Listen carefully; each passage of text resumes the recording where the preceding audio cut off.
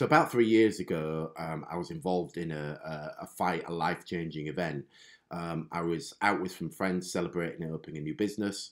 I ended up in the pizza place and had a few verbals with a group of four people. As I left the pizza place, they ran out and confronted me. I tried to walk away and told them to get lost in probably much stronger terms than that. Had a couple of drinks or a few more. Anyway, they surrounded me and one of them struck me on the lip.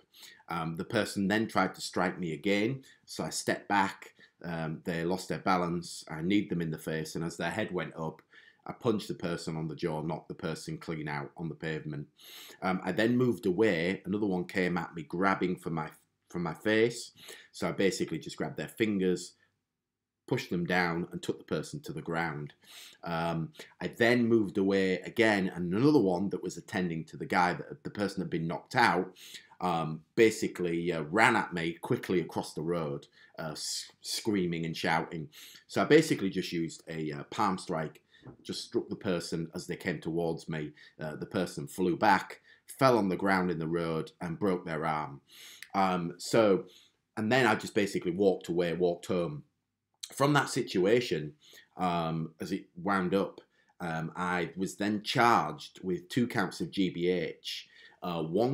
Basically one broken arm, one with broken fingers, basically meant that grievous bodily harm was a maximum of 3 years each. So I was facing 6 years in prison. Number one, I tried to avoid the situation.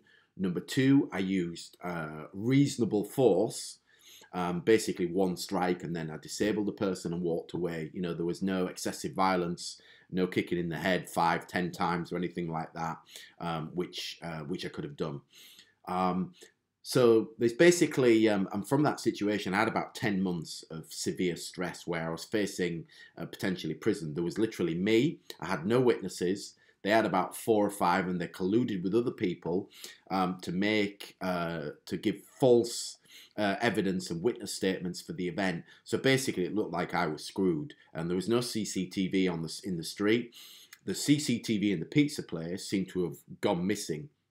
And so whether they were friends with the owners, I'm not sure. But the manager, gave a very damning witness statement against me, which was completely false. And I remember being very worried and anxious and stressed about this. I'd done the right thing. I'd defended myself. I didn't start the altercation. Yet I was the one where it had all been turned around, and I was in the prison station, in the police station, giving a statement and being charged with 2 counts of GBH. 10 months went past of a great deal of stress. I ended up in court. Unfortunately, I was able to get rid of the charges and walk away without facing prison. However, in that situation, I would have to do exactly the same thing again, because if someone attacks me, and I'll only use martial arts in last resort situations. I've been a martial artist for 30 years.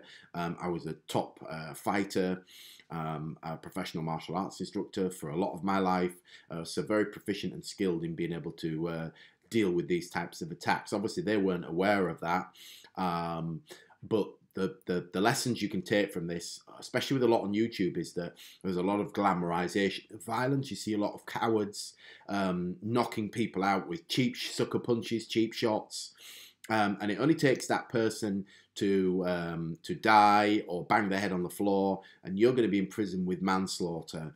Regardless of how cool you think you're going to be, you're not going to be so cool when you're going to be in prison when you're facing a murder charge.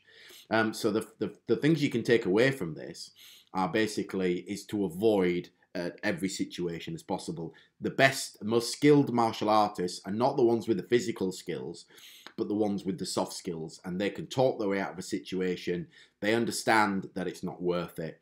You know, ripped clothes, spoiled evening, and then, like me, the potential repercussions, even if you've done the right thing. So the most important thing is to avoid a situation as much as possible, because you don't want all that stress and rubbish in your life.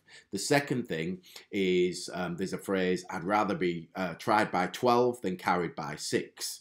And when I was attacked, I was basically given no option but to defend myself, and that's what I would do. So the key is from there is only use fights. Only get involved in situations where your life's on the line, where you're being attacked by someone.